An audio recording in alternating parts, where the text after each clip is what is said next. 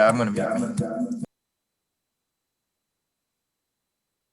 I'm really proud of the way our guys, came here and competed today. I thought we did a fantastic job offensively, controlled the tempo of the game with, what we did offensively. And, Mac played well. Smitty had a great game. Najee was great. Had a lot of guys contribute to that. Offensive line did a nice job of controlling the line of scrimmage up front, which we thought was really important in the game. And, the defense made some mental errors in the first half that led to both their scores, big play touchdowns on just absolute coverage busts in the back end. And we made some adjustments at halftime. I think we played a little better in the second half. Obviously, this team has done a great job all year, won the West today, which I'm very proud of them for their efforts all year long to be able to do that.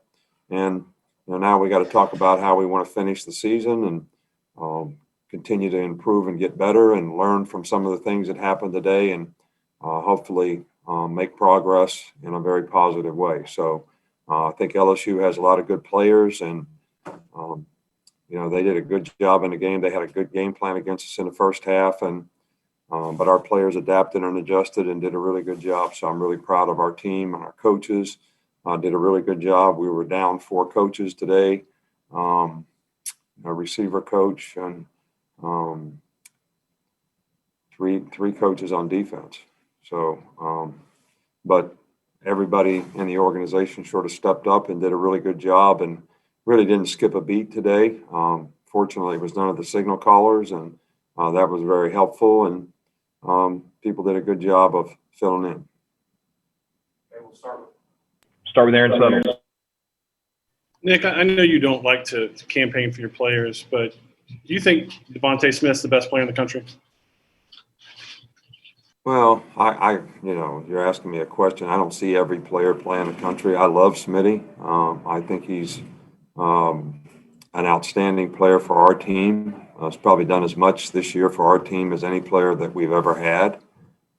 He's a great leader on the team. So it's not fair to compare him to somebody else that you didn't even see. But I don't think there's many players in the country that has done more for their team than Smitty does for our team. We'll go with Michael Casagrande. Yeah, Nick, what did you see on those two touchdowns you guys gave up, and how do you think the defense responded, or what did you guys do specifically to correct the defense? Well, we busted, the first touchdown pass.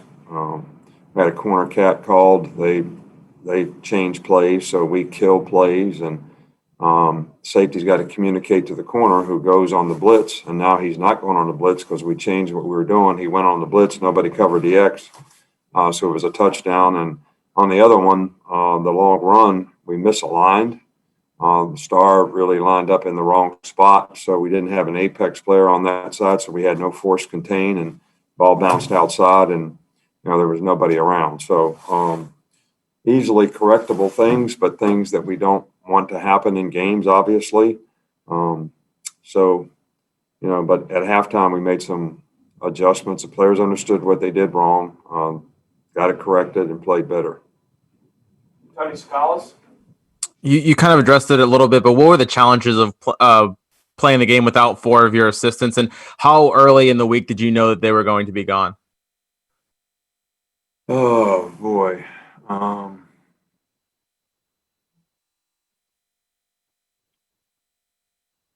I think Thursday. I think Thursday is the test.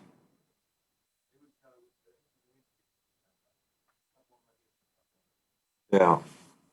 I'm not 100% sure. I mean, I can't be specific, but I knew that on Thursday we knew exactly what we were going to have going into this game, and we made a lot of adaptations, staff-wise on Thursday for people to fill in. And our players have gotten so resilient to all the different things that happen. I mean, electricity went off in the hotel today, like right when we were going to, our religious service, half hour before pregame meal.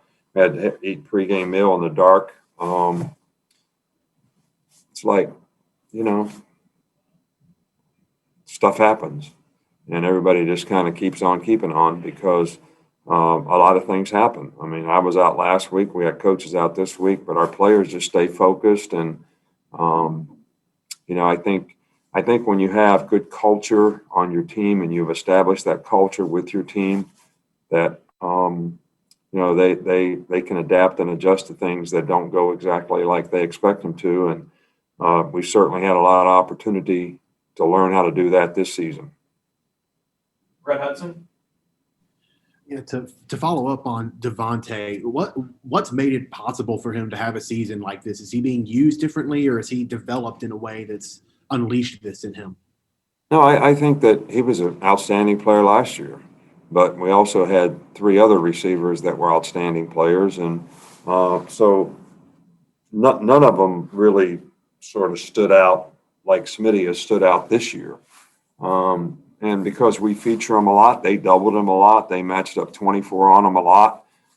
So he had some challenges out there today because they were trying to take him out of the game. And, he still performed well, had 8 catches for 230 yards or something. Mac does a good job of reading the coverages and getting the ball to the right guys. So, we need other players to continue to step up and make plays on our team. I think Jalil has helped us do that. Mechie, Slade, Slade had a fumble today, but, we just need to keep more and more playmakers developing, but Smitty has done fantastic. A couple more. We'll start with Charlie Potter. Yeah, Coach, just for you, how happy were you to be back with the team and back on the sideline after missing last week? I was really pleased. It's funny. I was like, really tough adaptation to stay home and do everything from home. And then I felt actually sort of out of place, going to work. But it didn't take long. I mean, it was about 15 minutes and I fit right back in. So, Miss Terry wasn't on me anymore, and I was able to get on other people in the office. So it was good.